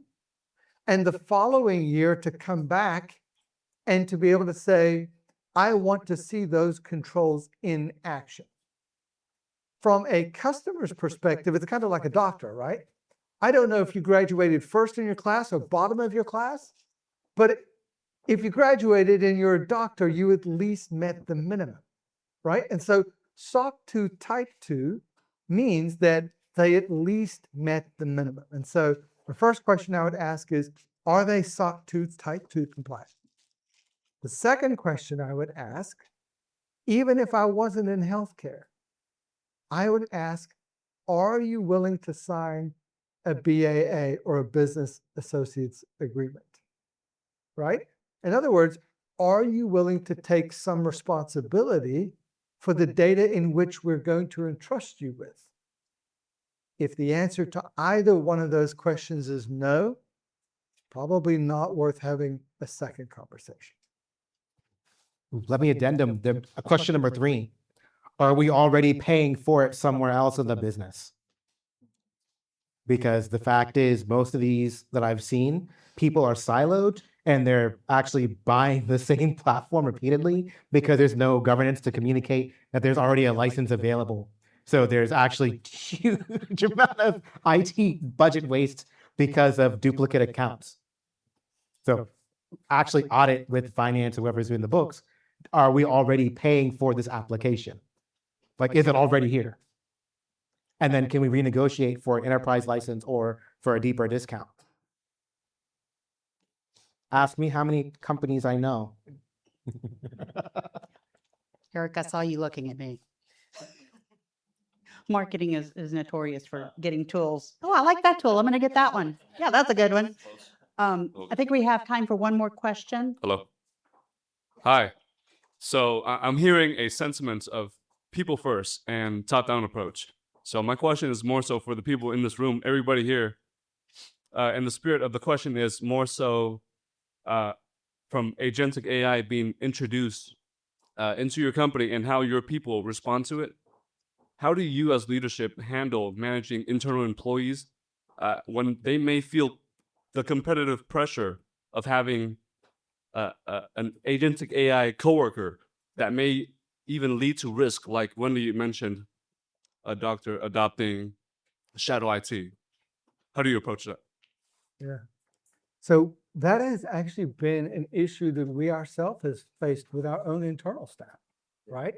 And so one of the things I talked about was something called Mr. Wizard, right? So Mr. Wizard was, you could say, hey, you know, I'm working on this ticket. Can you help me resolve this technical issue?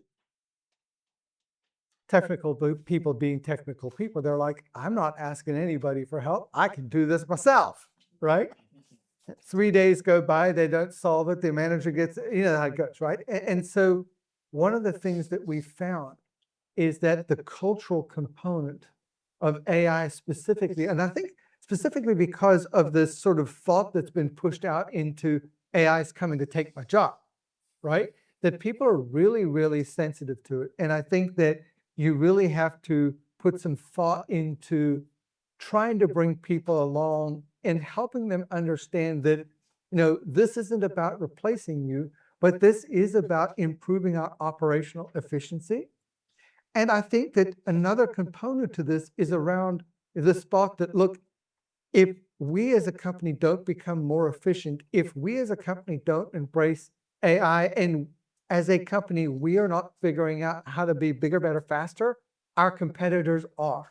And so when they are all of a sudden able to increase their operational efficiency, and now we're behind, we're in a defensive position. And so we really have to try and figure out, how do we create that balance between making sure that we're using technology to enable us, we are being emotionally intelligent around understanding what the cultural component effect is of this. We are thinking about that customer journey. We are asking our leadership to trust us and support us top down.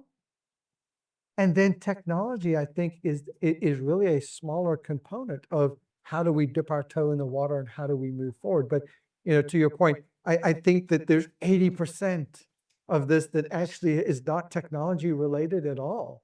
But really, we have to think about, as leaders of our company, in terms of how do we position ourselves for success. If I could briefly build on that, I think with new AI apps, whether they're agentic or whether they're using some sort of generative, or it's natural to go to just efficiency. We're going to break down this process into 4 steps, and we're going to have a agentic AI agent take this over. And I would encourage everyone to think about the effectiveness of it, especially, and Lynn used the phrase, the customer journey.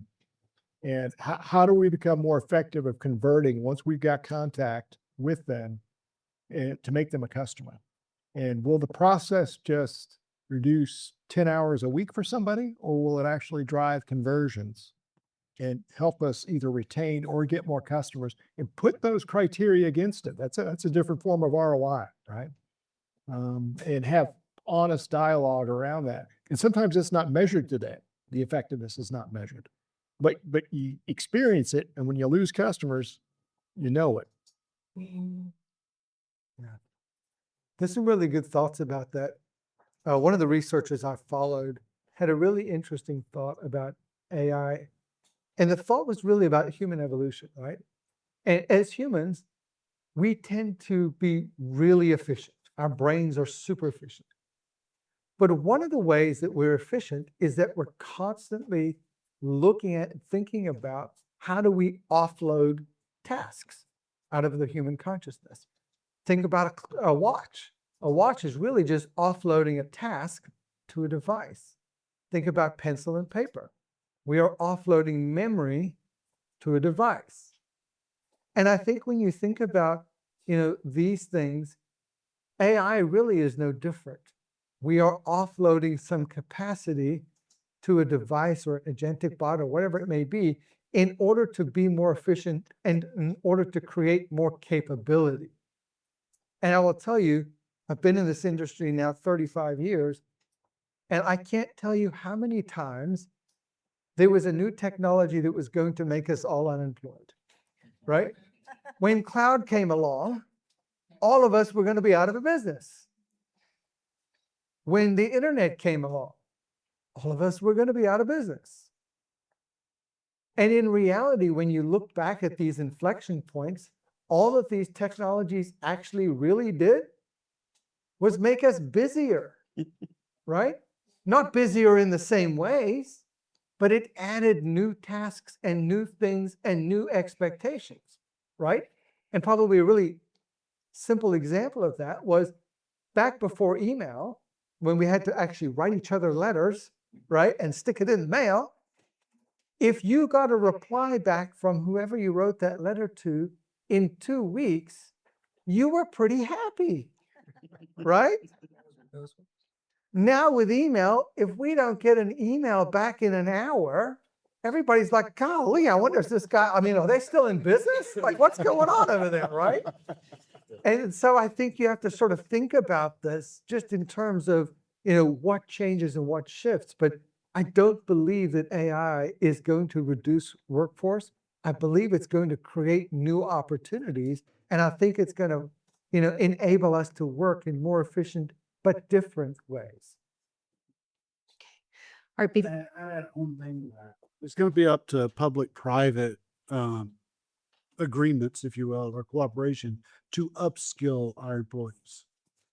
Because that's one of the things that happened with the Industrial Revolution, with with Henry Ford and cars and mass production, is jobs will be lost.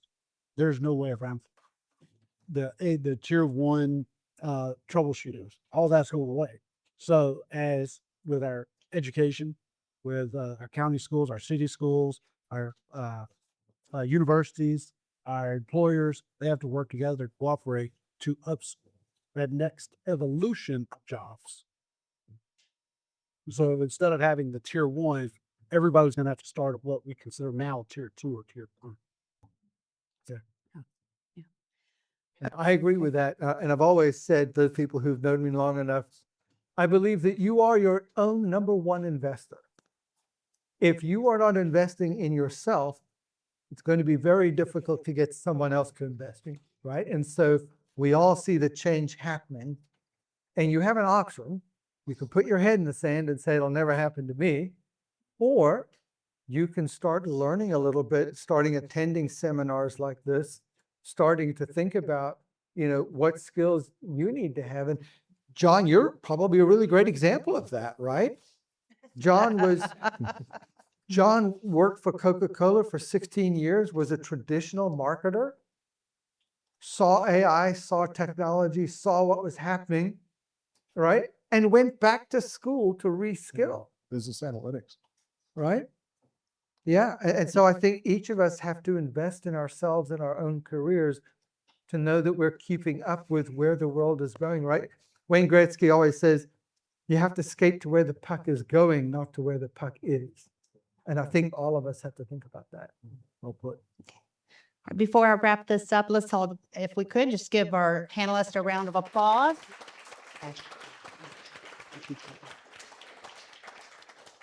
Okay, I want to remind you that we did record the event. So once we have that all edited, we will post it up to the website. The website, you can see the resource landing page is up here. Also on your table in front of you, there's a couple of pieces of paper there. One of them also has those QR codes. You can take those with you.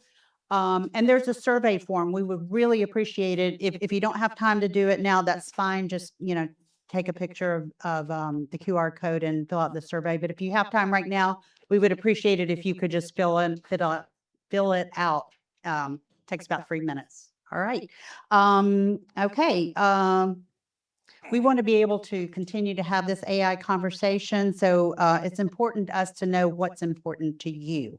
I think there's a section on the feedback form, so please let us know what you want to see us do next. All right.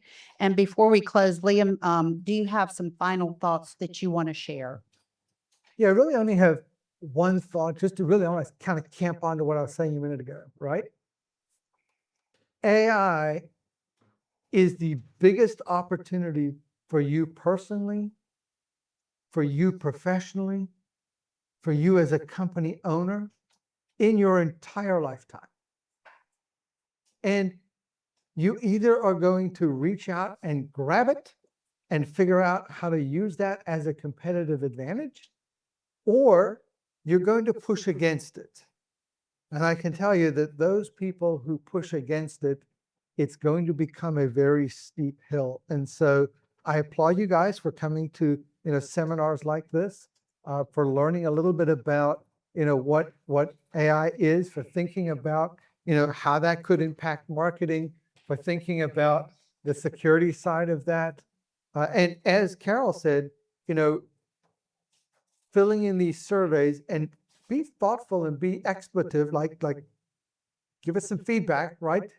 But think about this in terms of we're trying to be helpful to you. We're trying to be valuable to you.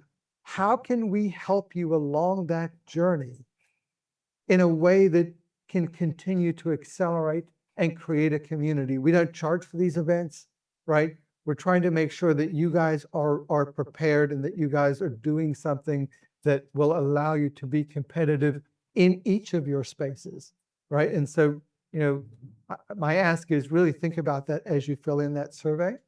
And then last shameless plug for you guys, if you're thinking about agentics in some way in your business, I don't have 10 spots, right? We just don't have people to do that. But if you guys are thinking about something, we do have 4 or 5 spots available. Reach out to one of the folks who are here from MIS and let's sit down and think about, is there something in your business that we can help make better for you? Thank you, guys. All right, thank you.